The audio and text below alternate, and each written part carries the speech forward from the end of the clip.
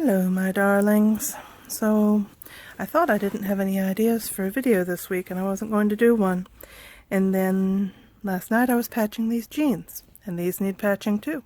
So we're patching jeans.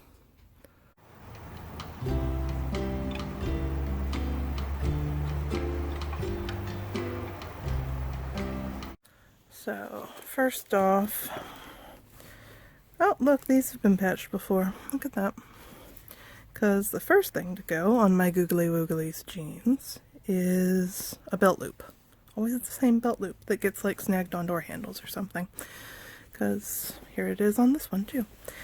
So if you're curious, that's just a piece of fabric, theoretically to reinforce the fabric holding the belt loop on, that here, because my hands aren't going through that many layers of fabric, so I trimmed the back off and it's held fine.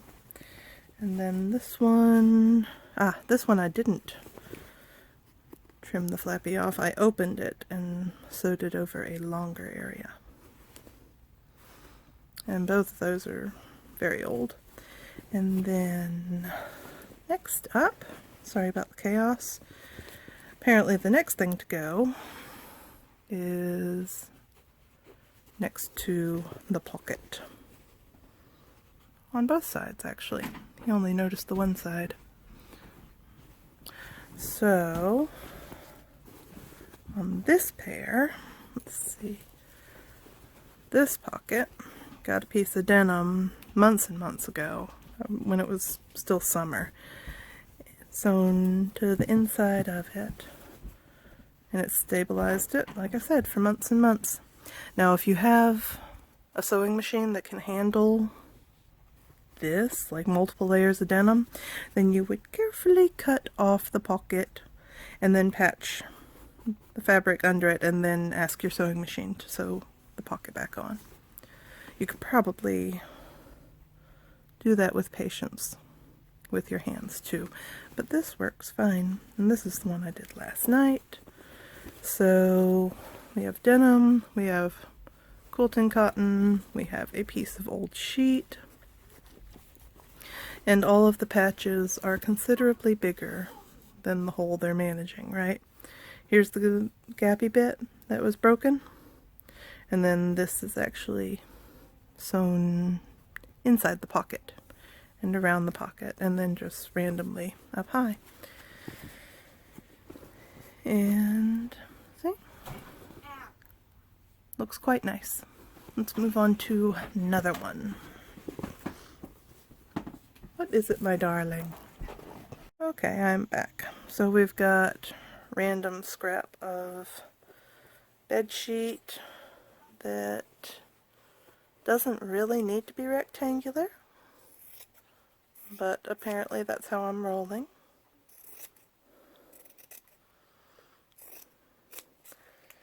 Random scrap of bed sheet that is any size that is larger than your damaged area. Okay? And some kind of thread. This is what I have been using. You can see it matches pretty well, adequately.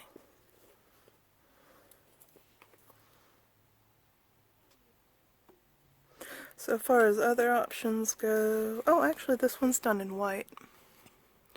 It's not terribly visible, very white. And then, let's see, this is pretty vivid. If the jeans were a little darker, I think it'd be fine. If I run out of that light blue, I'm going to use that.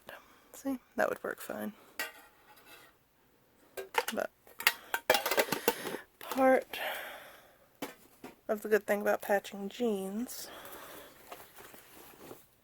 is that they're textured, and if something is textured, it is ever so much easier to invisibly or semi-invisibly mend.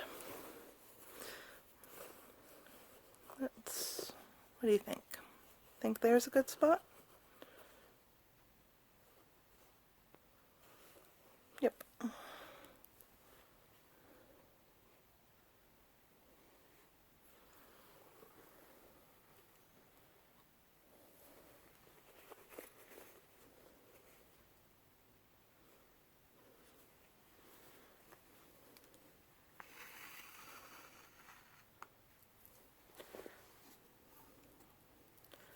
Now if you're working on something finer than jeans, you want it to be more invisible. Of course I get a tangle.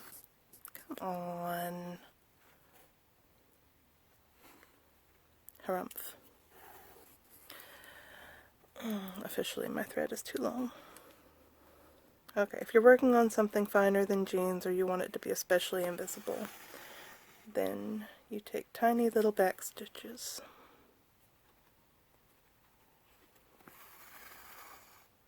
The whole time. See how tiny they are? If you don't care as much and you want it to go faster, then it's still tiny stitches, but you do a running back stitch. And then nobody's going to see it unless their face is entirely too close to your butt. But see? You can see them all of a sudden.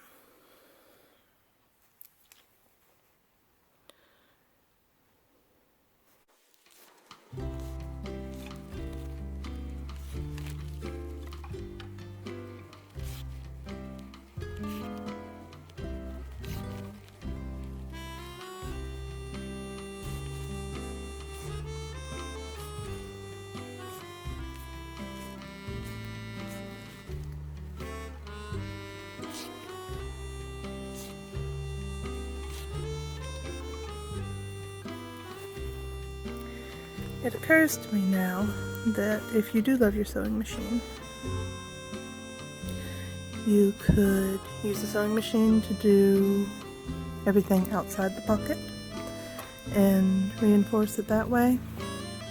And then for the inside the pocket part, you could just do that by hand. Yes?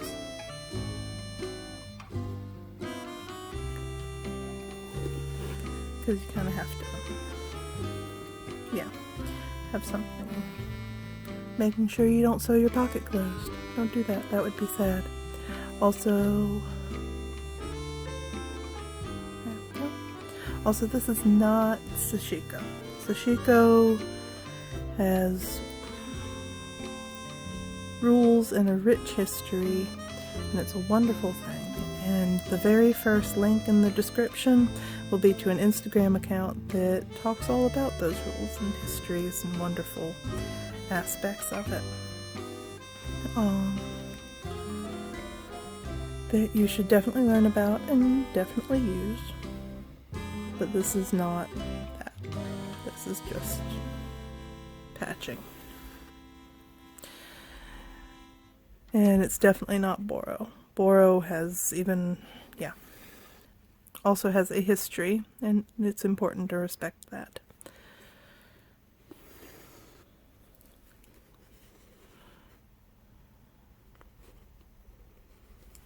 So, here we are, very slowly, not sewing the pocket smaller, but reinforcing it.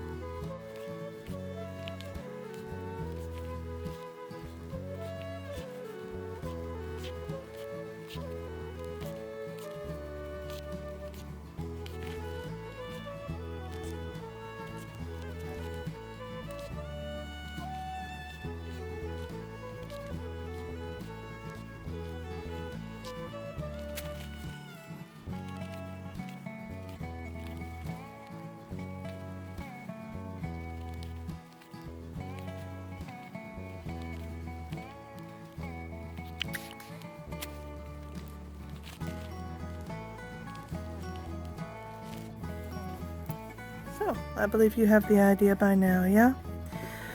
So I'm going to do another thread's worth to tack this down, but the damaged portion is right here. and it's taken care of. So even with not as much sewing as it's going to get. Yay! And then I'll hit this one up. And if you, like I said, if you want it to be relatively invisible, it helps to catch it at this point. Because at this point in the damage, not that you'd put red linen under it necessarily, but look, I mean, that's a completely different color. So this is getting relatively invisible mending because they're work jeans and it's on the butt. But if you want to go vibrant, that is an awesome, awesome thing. Visible mending is awesome. You know I love that. Just not on this particular project for my googly woogly. So I'm going to finish that up and do this one. Alright, time to say goodbye to the jeans until they're ready to be mended again. Or needing to be mended again. Oh, something a bit exciting. This one, I realized, okay, so I have no concept of time, I just don't. But I recognize the fabric. This mend is 3 years old. Or, yeah, well, I mean, we'll be 3 years old this month. So, that's kind of wild. And then, yeah, more mend. Oh, there we go. And then the other pair of jeans that, yeah, that one was actually a pretty big hole. That one was one I just did, wasn't it? Yep. That's the older, well, the who knows how old one. That's denim, quilting cotton. So, we've got 3 patches each on the butts of these jeans. And they look like perfectly normal jeans. Woohoo!